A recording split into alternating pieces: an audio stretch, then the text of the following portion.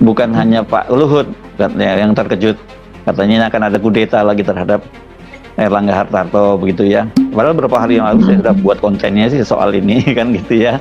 Terus juga Pak Abu Rizal Bakri juga pasang badan untuk Erlangga Hartarto. Jadi memang ketika saya ngobrol juga dengan tokoh senior Golkar, ya kan nggak perlu kaget. Memang itu tradisi munaslup tuh biasa di Golkar tuh saling seperti itu katanya gitu. Baca di mana-mana. Yang bicara minta munaslup dimajukan.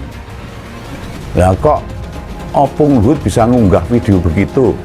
Katanya ada yang minta diajukan munaslupnya. Ini beneran ada yang minta atau enggak ini?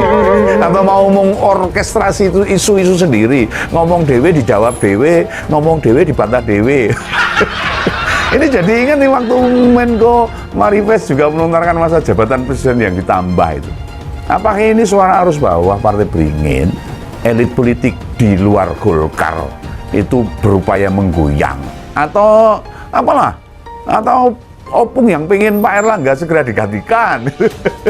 Ya gimana kalau berhadapan dengan Pak Jokowi begitu, sprindiknya kalau dikeluarkan kan nggak bisa apa-apa juga. Dan kita ingat kan pada waktu itu sempat Erlangga Hartarto juga dipanggil oleh Kejaksaan Agung, diperiksa oleh Kejaksaan Agung kan begitu ya. Nah, ngelempar isu munaslup yang harus diajukan.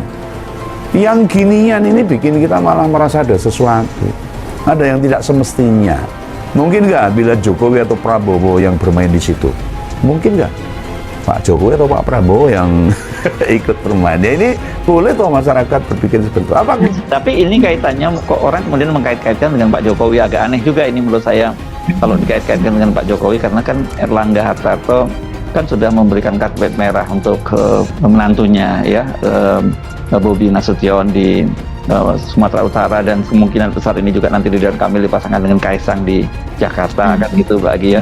Dan justru yang malah nggak puas memang kalau kudeta ini adalah internal Golkar gitu. Tadinya kan sempat marah karena karena dia dimandatkan jadi calon presiden atau wakil presiden nggak dapat gitu. Tapi nah itu tuntutan munaslup sendiri. Kemudian direspon oleh Ketua Dewan Penasihat Golkar yaitu Opung Luhut. Ya katanya jangan pernah Golkar diatur-atur oleh orang luar lah. Biarlah Golkar menentukan arah sendiri.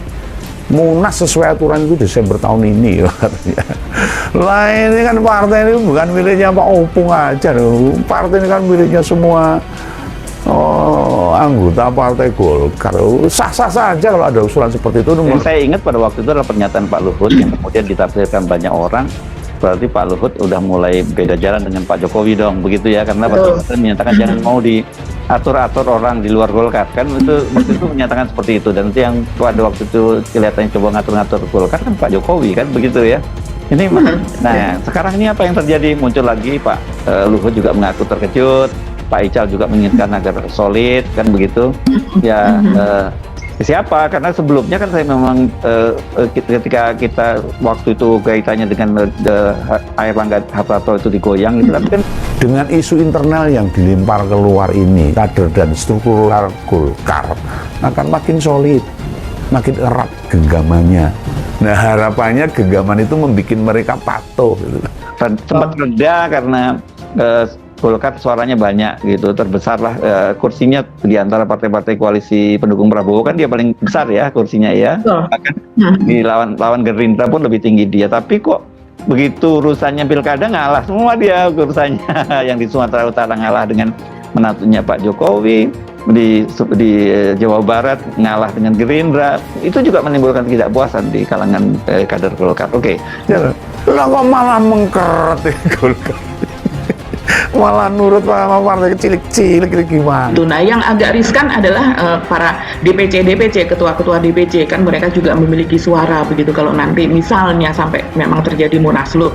Nah, sepertinya gembosan ini menyasar kepada mereka yang di DPC itu, Mas Hersu, begitu di beberapa provinsi dan sebagainya begitu. Ya, yang nggak bisa jadi ukuran, karena presiden yang harus jadi ukuran partai politik itu hebat atau tidak. Hal ini menggambarkan kader simpatisan maupun struktural Golkar di bawah merasa kerja keras mereka tak menaikkan harga diri Golkar. Jika ada yang menyebut Pak JK pernah wapres 2 kali, nah itu hanya giveaway aja, hadiah saja.